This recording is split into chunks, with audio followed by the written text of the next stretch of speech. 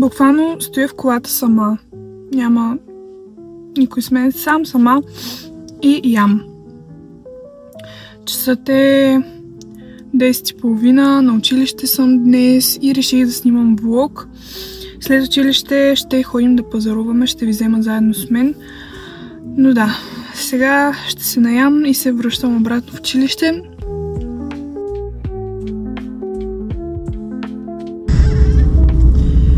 Така, положението до момента е минах да напазарувам за нещата, които ви споменах. Взех една кошница.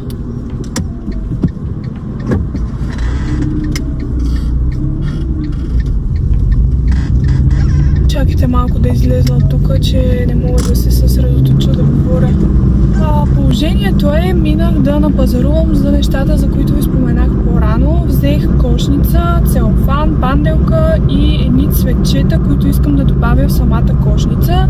Имам поръчка, която до вечера ще правя и затова трябваше да взема нещата днес. И се радвам, че ми остана време, защото честно казано напоследък просто малко е трудна организацията с времето, но няма да се оплакваме, всичко е наред. Сега отивам до Била да напазарувам и след това се прибираме. Ще ви апдейтна какво се случва, но когато се прибера. А сега ще напазаруваме от Била. Така че, let's go! Това е целофана. В смисъл, няма какво да ви го показвам. Ето, това е кошницата. Взех такава панделка и помолих да ми я направят директно в магазина, откъдето я взех, защото аз съм пробвала, някои пъти са ми успешни, други не толкова. Не мога да схвана цаката как се правят, но ще се науча. И последното нещо, което взех, са ето тези цветчета,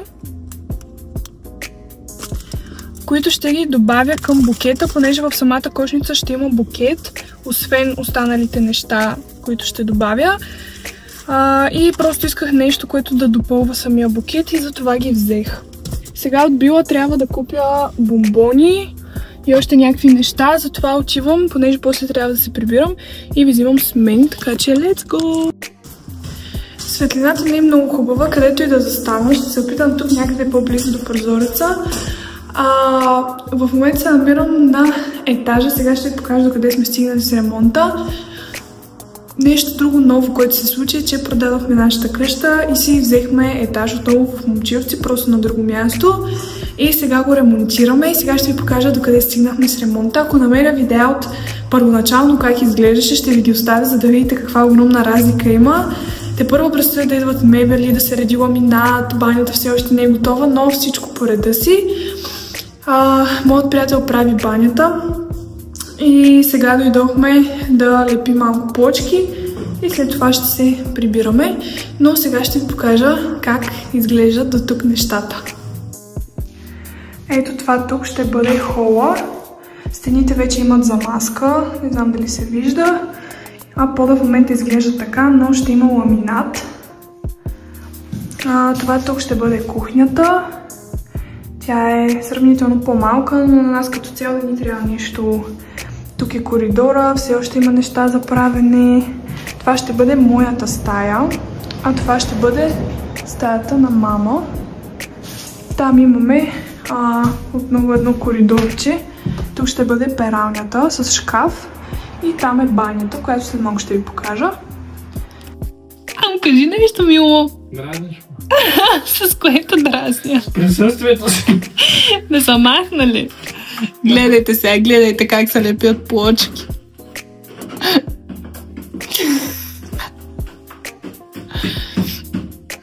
Малко, ти си лепиш. Иначе много добре става, на мен много ми харесват. Пода ще са дървени. Той още не е готов.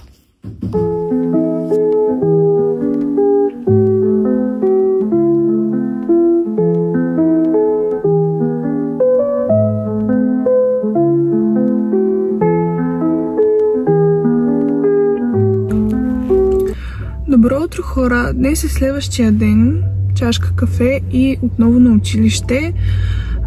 Вчера вечерта правихме на етажа плочките и се прибрахме късно, затова не ви снимах. Но днес също предстоят някакви интересни неща, така да се надяваме. Затова просто ще ви скипна частта от училище, защото тя никак не е интересна и ще се видим утре. После. Малко по-късно отново съм в колата на същото място, но този път ще ям. Нося си пилешки шницел и картофки. Винаги ще бъде човека, който предпочита да си носи ядене, отколкото да си купува, въпреки че много често нямам възможност да си нося, просто защото нищо не остава или нямам време да си приготвя. И си купувам, разбира се, но предпочитам да си нося ядене. Сега ще хапна, пуснах си парното в колата и след това се връщам отново да карам часове. След часовете ще ходим да взимаме лампи за етажа. Ще ви взема с мен. Така че, до после.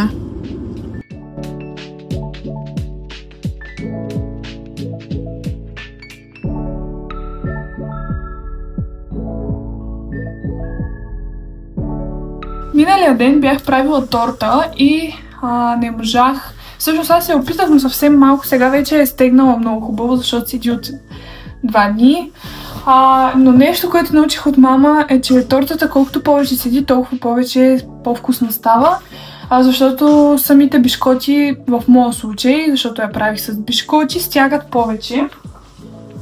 Сега заедно ще я опитаме. Единствената грешка, която направих, ето така изглежда, беше, че сложих сурово какао отгоре и когато ядеш малко те закашля.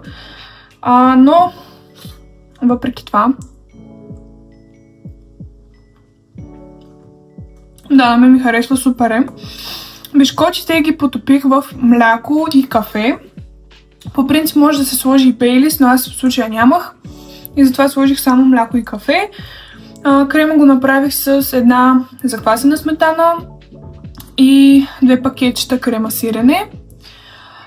И пудра захар, много пудра захар. И отгоре пръсих с какао, сурово. По принцип отгоре може да сложите всичко. Аз съм слагала домашно сладко, слагала съм бисквити някакви натрушени или да си направите някаква заливка, също става. Но и така е станала много хубава. Сега ще хапна малко и ще се къпя. Трябва да си измия косата. Видите ли, това е закон. Видите ли, момиче, с така вързана коса, значи е за миене. Да, ще се изкъпя и след това не знам, ще видим. До сега бяхме на етажа, взехме лампи, показах ви ги. Дойде кухнята. Не очаквахме да дойде, защото пишеше до 1 месец, но дойде. Трябва да я сглобят другата събота, защото тогава са свободни майсторите. До тогава ще дойдат и другите мебели. Така че всичко ще бъде сглобено наведнъж, надявам се. И мисля, че е това. Няма някакви новости. Днес не знам дали ще ходим всъщност на етажа повече, но ако ходим ще ви покажа ламината, защото вече в една стая сложен, стои много хубаво. Оставям ви за сега и ще се видим след малко.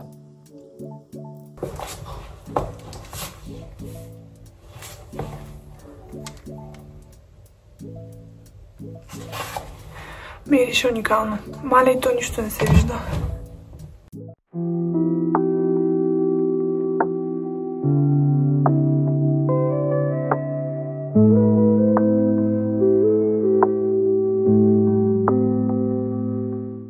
Пудинг ми е купил. И какво друго? Шамарис.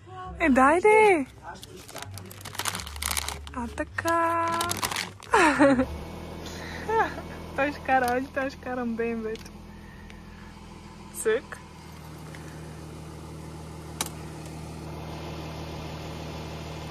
Хайде, давай!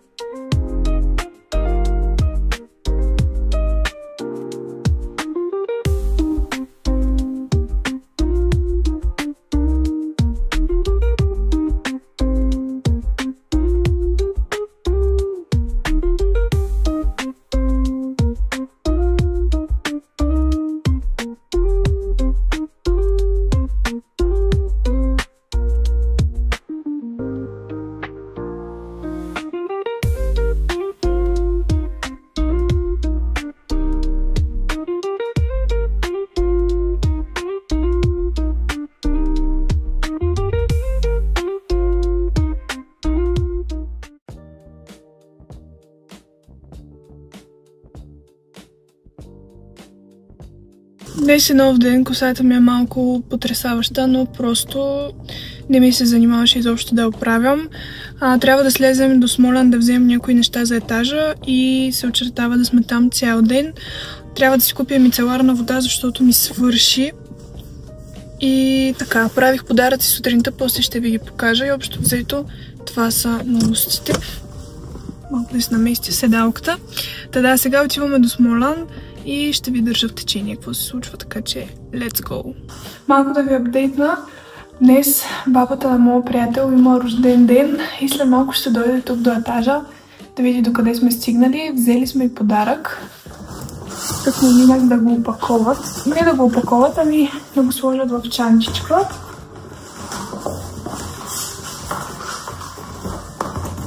Ето го, ючия. Винаги на рождени дни на близки хора гледаме да им подаряваме нещо, от което наистина имат нужда и знаем, че ще го използват. И сметнахме, че ще бъде добре да подарим ючия. Друго нещо, което взехме е ето този кактус. Вижте колко е сладък с тази жълта саксийка. Сега ще дойде да пием кафе и ще я изненадаме. Така че, да, това е за сега. Ще се видим след малко. Днес времето е дъждовно и е само за спане. Разбирате ли, толкова много ми се спи, че не мога да ви опиша. Но отново съм на училище. Днес имам 6 часа и съм до 1:30, което е супер. Защото просто нямаше да понеса да имам 8 часа и да бъда до 3:30. Още не съм се събудила. В момента пия кафе, чакам Селен да дойде и отиваме да караме часове. След това не знам какво ще правя, но ще ви държа в течение. Вали, а мокро е. Искам да съм вкъщи да спя. Това ще бъде настроението за днес.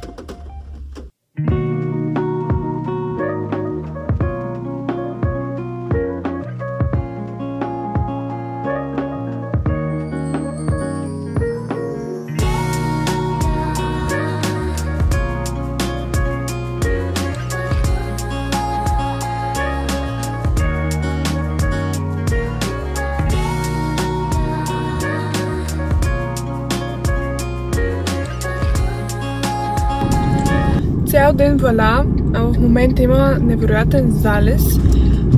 Аз пътувам към хотела, но спрях да си сложа телефона към статива. И общо взето снимах ви малка част от гледката по пътя, която имам. Много обичам така, по този начин се разтоварвам докато пътувам. Днес цял ден валя. Изобщо не ми беше ден, просто много ми се спеше още от сутринта. След това ме боля глава, но просто гледам да откривам хубавите неща в деня. Ето сега, примерно, статива ми се нещо прецаква и аз не знам защо и не може да седи изправен. Просто ще карам една идея по-бавно, понеже пътя е с неравности и след малко отново ще ми падне статива. Да, отивам към хотела и ще ви покажа котенцата. Не знам дали съм ви споменала, мисля, че не, но преди няколко дни осиновихме котенца заедно с майка ми. Първо бяха 3, но едното изчезна. Не знам, някой взели го, изгубили се, не знам какво се случи с него. Сега останаха само 2 и двете са женски. Гледаме ги на нашата хижа и сега ще ви ги покажа. Много са красиви и много си ги заобикнах. Все още нямат имена, но ще им измислим. Може да предлагате долу в коментарите. Ще си запалим камината, ще си направим захапване и днес ще бъде вечер споделена с мама, защото просто така човек понякога има нужда от разговор с мама. Каквото и да си говорим, мама си е мама и тя е човека, който ни помага във всичко. Да, това е за сега. Ще ви покажа котките след малко и продължаваме напред. Колко сте красиви! Мато! Матинка! Нали си красива? Това е едното.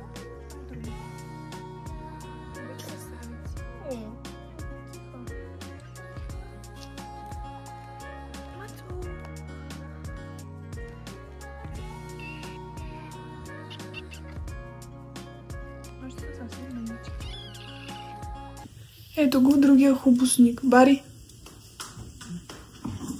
Той избяга. Да, това е кученцето ми, за всички, които не го познават. Дойде да се гушкаме, понеже цял ден беше сам тук. Но да, положението е камината. И аз. Мама в кухнята готви. И Бари е ту при мен, ту при нея. Това е.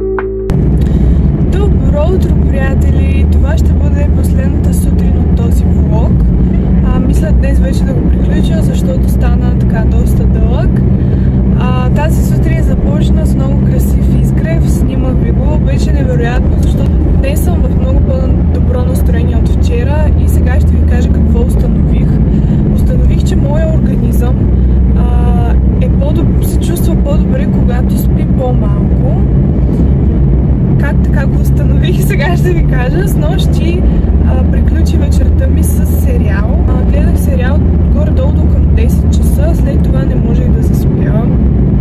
И съответно спах по-малко часове. Днес съм в много по-добро настроение, много по-продуктивна се чувствам, много по-така жизнена. След училище се прибирам. Днес се надявам да дойдат останалите мебели за етажа. В момента имаме само диван и кухня. Защо започнах така да боря, вместо така, не знам. Общо взето това е и вечерта отново ще сме на хотела. Малко да ви апдейтна как мина днешния ден.